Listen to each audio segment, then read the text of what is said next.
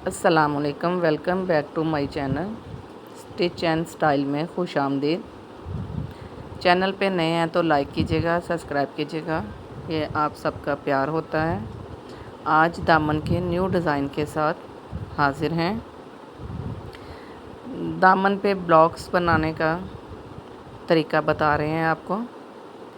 एक ब्लॉक्स बनाएं, नेक्स्ट यूं ही ड्रॉ करें। आप इसको ड्रॉ करके कटिंग करते जाएं। जिस चीज़ की समझ नहीं आए आप पूछ सकते हैं कमेंट सेक्शन में जाकर। ये डिज़ाइन ऑर्गेन्जा लगकर नीचे इसके लॉन की शर्ट पे बहुत खूबसूरत लगेगा। इसमें ब्लॉक्स में आप लेस भी लगा सकते हैं। डिज़ाइन बहुत ही अच्छा लगेगा। कटिंग करते वक्त आप इस चीज़ का ध्यान रखिएगा, सब ब्लॉक्स एक जैसे आने चाहिए। और बाहर वाली जो कटिंग है ये आधा आधा इंच ड्रॉ करें। ड्रॉ करने के बाद आप इसको कटिंग करें। बहुत प्यारा लगता है ये डिज़ाइन बनके लेस लगा के।